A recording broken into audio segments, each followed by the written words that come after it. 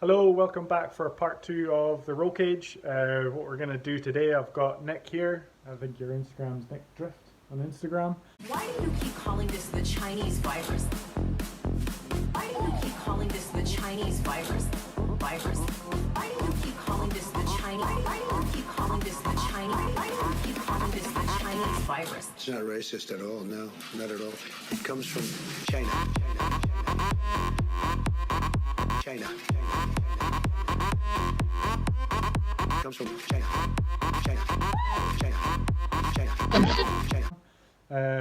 So yeah, we've got part of the rear cage and we're going to kind of TIG weld the subframe in there as much as we can, and then what we can get underneath we'll unbolt it, get underneath, and then that should be it. But we need to figure out the triangulation, and I'll show you some kind of tips that we're doing just now that we've learned from Callum and Urchfab.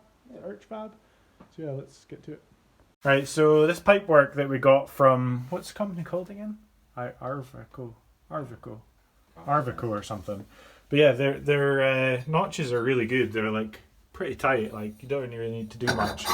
But we tidied up the notches just with a flappy disc, and then we've kind of chamfered in a little edge for the weld to sit in there. And then the other thing that was Archfab that said to do that. And then with these pipes here, Callum was saying, you know, when you're welding these, when you get to the last weld, all the gas or pressure that's in here will blow out through the last part of the weld that you're going to seal up.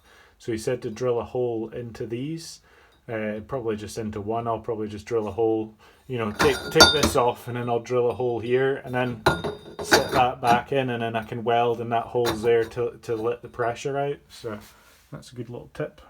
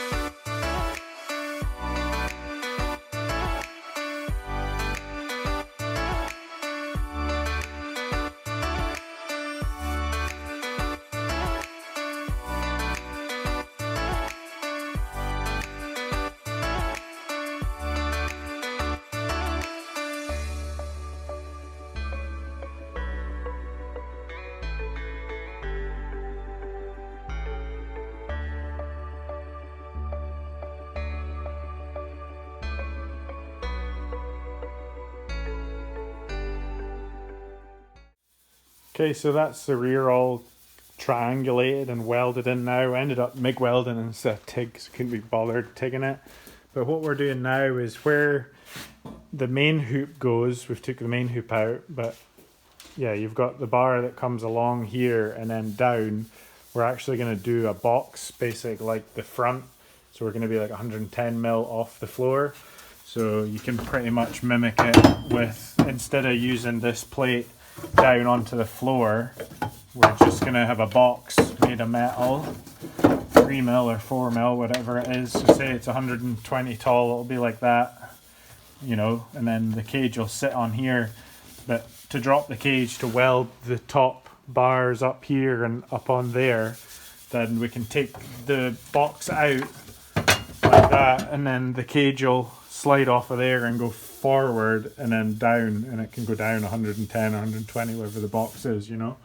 So that's the plan, to weld the top of the cage, because a lot of people just don't weld the top of them.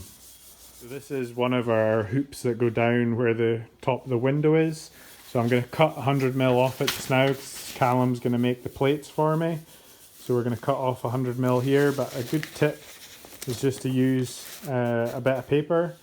If you don't have a chop saw, then you just use a bit of paper and you line up the edges like that, and you just roll it up with one hand. And once it's nice and tight, you will get a nice straight line, and then you just draw around it like that, and then you have a straight line all the way around. There we go, that's me cut it off there, so got a nice straight cut. And then, I don't know, I'll just keep this bit.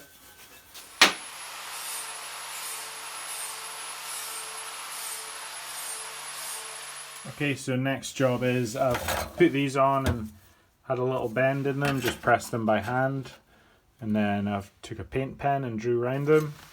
So now I'm going to cut a little bit more out of here, just so I've got some more kind of area to get in there and weld this onto here.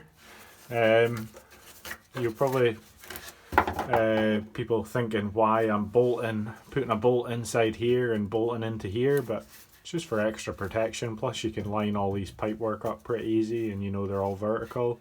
But I'm going to weld and put bolts through, so it's super strong and it's pinching on that big nut inside the chassis. It's going to pinch it with the subframe at the bottom, and then obviously this at the top. So yeah, cut this out, and then I have to clean the whole area, and then I can pretty much weld this into its 6 points. So it's going to be welded up there from there, and then it's going to be welded in the 2 here, and then at the 2 here, and then yeah, at the 2 top ones there. So there's 4 points welding all this in.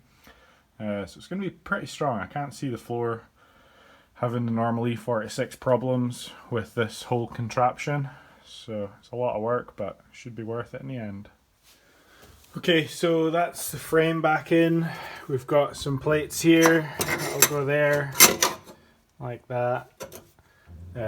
These ones here, these are actually meant to sit where this kind of comes over, but I've cut it all out because I had to cut out my old rear support frame, so it was a bit of a mess, so it's not going back in. So I'm just going to put the plates on here, but I've notched out 3 points on here where the nut is, so I'll just puddle weld that and get it in there, and then I'll just weld fully around all these.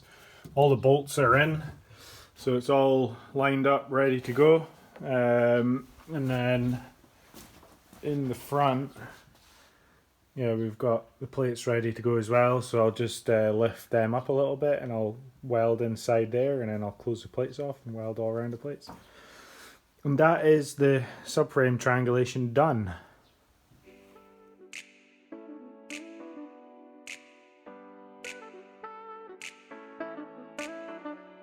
Now this is a story all about how my life... Okay, I've got the rear fully welded in, and then I'm just doing the front just now. So I'll maybe leave that to cool down a wee minute, and then I'll weld these plates in, and then I can weld the top ones in there, and then that's the back done.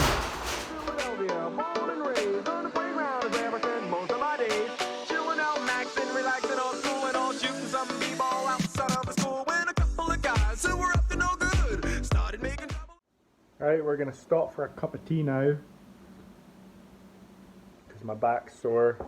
This triangulation, it's like weird places you have to get into and stuff, so we're nearly there anyway. Once we got the rear triangulation done, all 6 points welded in, then we can actually move on to the proper bit of the cage.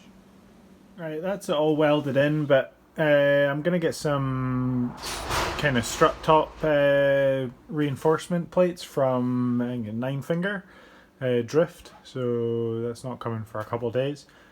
So yeah, I'll finish off the 6 point location on that Monday, but yeah, let's get on with the rest of the cage. Hello, it's now day 3 of the roll cage. I'll show you what I'm going to do now. I'm going to be installing the main hoop and everything now. I'm going to have to do this by myself. It's not going to be the best, but we're going to get it done. If I can do it at home, then surely you can do it at home as well. Right, so I've took out this plate that went in there, and I've drilled a 60mm hole. So, you know, once the cage goes back on, then we'll have that plate over and it'll cover up the hole. Point of drilling that hole is so we can drop this cage down, so we can weld up here, because it's going to be up in there. So we'll be able to drop it down a good bit, a good 100mm. So yeah, just hole sawed that out, and then we'll do the same to that end, and then we'll be able to drop it down. And yeah, I'll just time lapse this anyway, but that's what we're doing. And then we've got the boxes for the front on the floor there, so I need to weld them up as well. So yeah, got a good bit to do. This might be alright.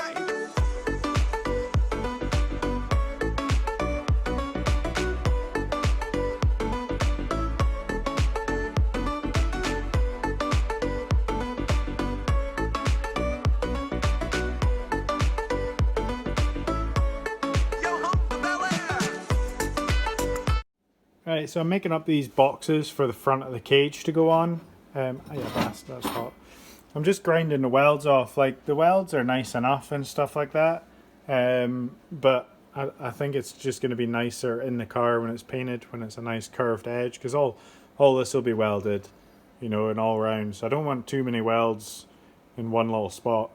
I just don't think it would look that good. So I think that looks better like that, you know, compared to that. So yeah, just grind that away, and then we've got 2 boxes ready for the front of the cage, and we can start tacking the cage in. Okay, so the plan is now took the cage up through the hole now. I'm gonna tack these plates in, and then I'll tack the roll bar onto the plates, and then I'll just start kind of dry assembling, if you want to call it that, the whole cage. And then once I've got these top bars on and I've got good tacks on them, and also the side bars, I've got good tacks on them, I will cut the tacks off of the plates for the feet. And same with the boxes, I'll tack these in and then cut off the tacks, and I'll remove the boxes. And then that means, then I'll remove these plates as well. And then that means the cage can drop through, and it can also get lowered down here.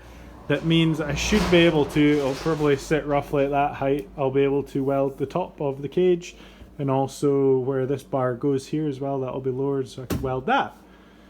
So the main thing is it's going to drop about 110 mil, something like that. So when I put the sidebars on here, the lowest bar is going to need to be about 110, 120 mil up. So when the whole cage gets dropped down, then the sidebars will just sit on the rubber here. So yeah, because if you didn't have the sidebars, if they were only 50, then you can only drop the cage 50 mil because that's stopping it. So just need to kind of think ahead doing this, but that's what we're going to do. Put you on another time lapse. There's a lot of time lapse. I'm probably going to get copyrighted a lot for this, but hey ho, let's get this done.